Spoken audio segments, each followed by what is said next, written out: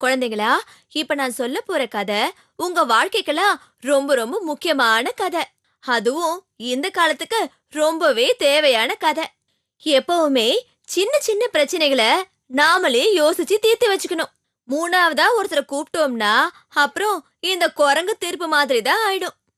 குரங்கின் தீர்ப்பு. ஒரு நாள் ரெண்டு பூனைங்க ஒரு ரொட்டி துண்டை பார்த்தது. ஒரு பூனை அந்த ரொட்டி துண்டை எடுத்தது.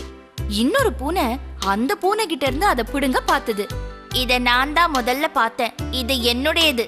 ரெண்டாவது பூனை, இத நான் தான் முதல்ல எடுத்தேன், இது என்னோடது அப்படின்னு சொல்லுச்சு. அப்போ அந்த வழியில போன ஒரு குரங்கு கிட்ட ரெண்டு பூனைங்களும் போய் பிரச்சனையை எடுத்து சொல்லி அதுக்கு தீர்வு சொல்லணும்னு கேட்டுக்குச்சு. குரங்கும் சம்மதிச்சுது. அந்த ரொட்டி துண்டை கொடுங்க அப்படின்னு அதை எடுத்து ரெண்டா பிரிச்சுது.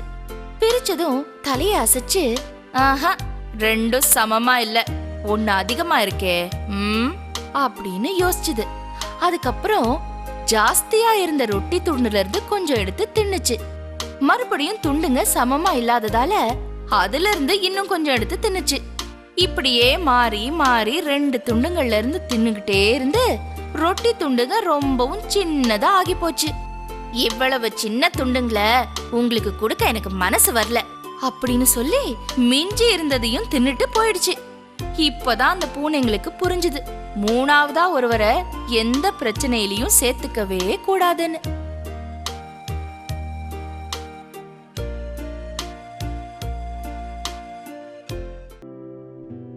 இரண்டு பூனைகள் எதை கண்டது?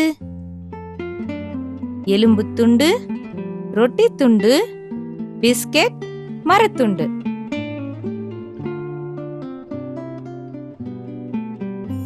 ரொட்டி துண்டு. சரியான விடை.